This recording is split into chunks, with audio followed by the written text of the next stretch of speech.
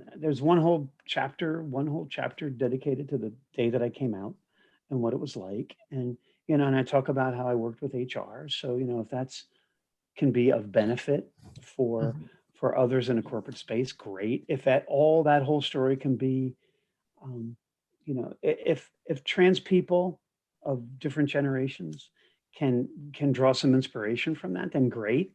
That's really not what I set out to do, but again, it's kind of establishing these shoulders for people to jump on if they so and stand on if they so choose. I think that's kind of my responsibility, Mhm. quite honestly, in the movement. But the but in all of like the podcasts and interviews and whatnot, and not that there's been a zillion of them, but since the book came out back in May, a lot of the conversation has been around, and it's a significant chunk of the back end of the book. Well, what happened after you came out? It's one thing, there's so much happens. There's so much, especially for someone like me who was in corporate and in a corporate setting, there's so much happening in the lead up to when you come out, right? That after that's all said and done, and like the newness doesn't last Mhm. for all that long anymore, and that's fine. I wanted to get back to doing what I was hired to do. Um, but there's certain story arcs that have kind of emerged that I find myself talking a lot about, out of that kind of that post transition scenario, like what it was like now on the other side of the glass ceiling, and and it's three things. One is, so how did I react to it? And for me, it was kind of pushing back on the culture. As Mhm. I write about in the book, there's a lot, suddenly I was getting questioned in meetings, primarily by like white men. Mhm. And again, this is germane to the culture that I was in at New York Life. This is Mhm. not necessarily meant to be indicative of the Fortune 500 because every company's culture is a little different. But in my instance, I'm getting questioned. On things I never got questioned about, Not that you were and never questioned about before. before Right. as my former self Right. running this group, Yeah. doing my job. And and so for me, where I went, because I was still dealing with the newness of myself as my authentic self in the Yeah. workplace, a woman in the workplace. I was still trying to get my sea legs with all of that. So I immediately went to, well, wow, I'm just working with a bunch of transphobic a-holes. Um, but I really wasn't. I really Mhm. wasn't. And that's when I stopped and I thought about it. I'm like, whoa, they're not reacting to me necessarily because I'm a trans person. They're reacting to me because I'm just another cisgender woman in the workplace. So that's when I say, and I've said in some of my talks, it's like the good news is I assimilated into the female workforce of my company. The bad news is I assimilated into the female workforce of my company because, so what did I do? Well, the only thing I knew to do to react to that, 25 years of socialization in a corporate setting as a white male, as a white guy, my initial reaction was to defend myself, you know, and there were people that saw me as some combative chick, like the B word that Mhm. ends with itch, yeah, Yeah. and it's like I'm just defending myself.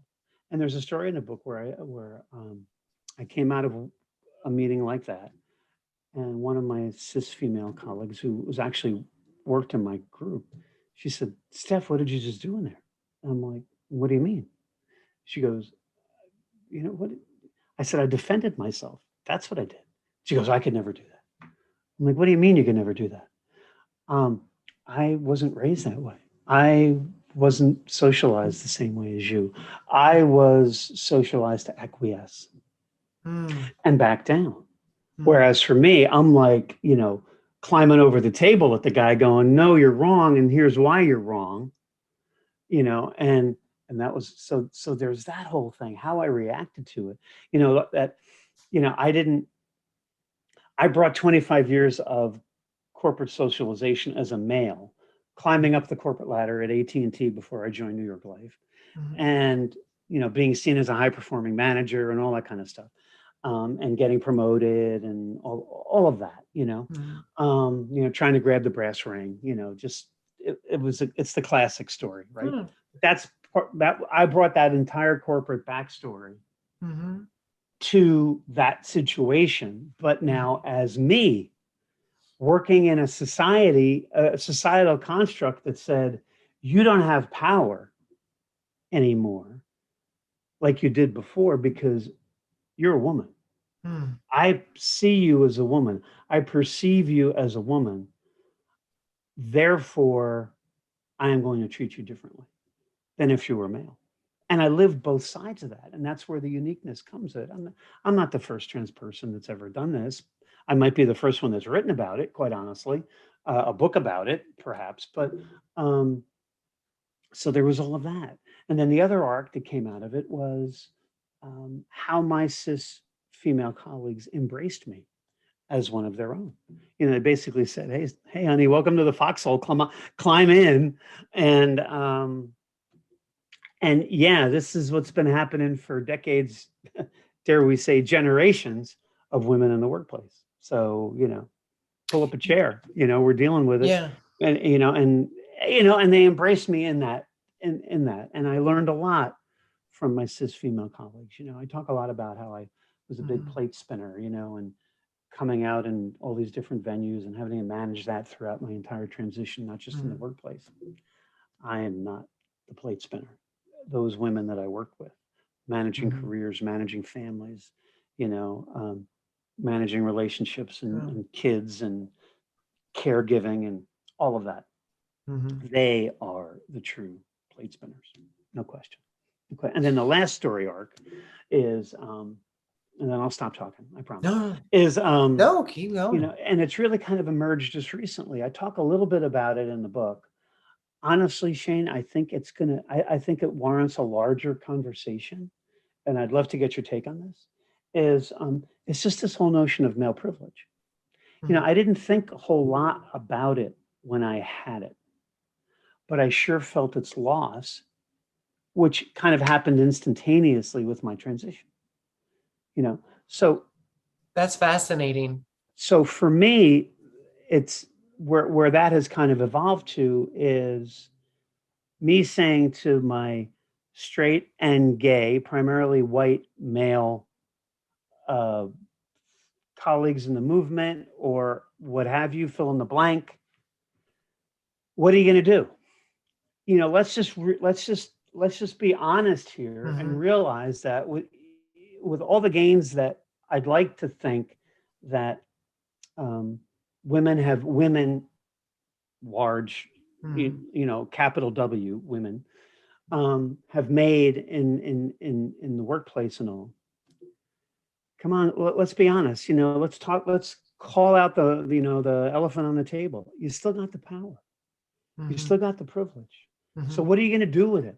What are you going to do with it? I tell the story of, um, you know, my wife Mari and I we have plenty of you know gay couples, gay men that are our dearest friends, and that celebrate us and love us for who we are.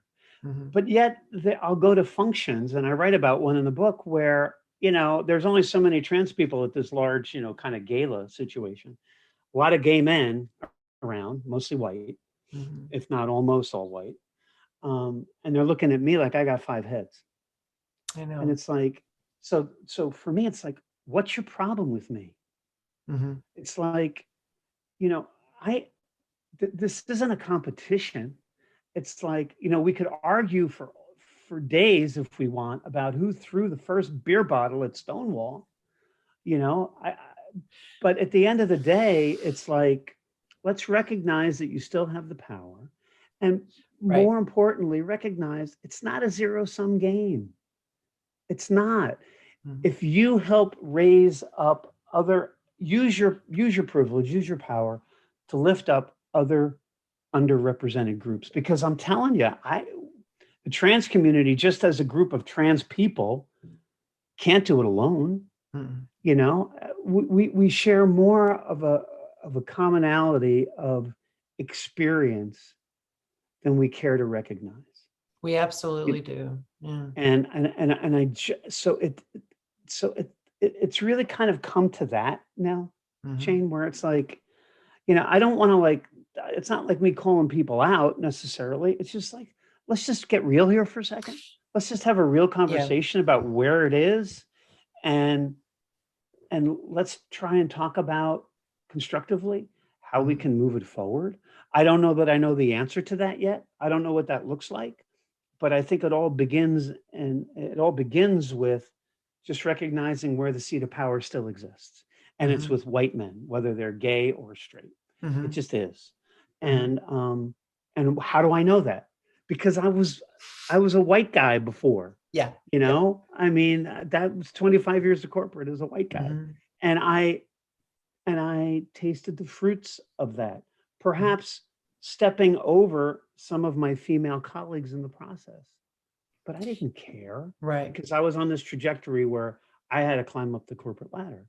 And if privilege was helping me get there faster than them, it certainly wasn't anything that I thought about. Sure.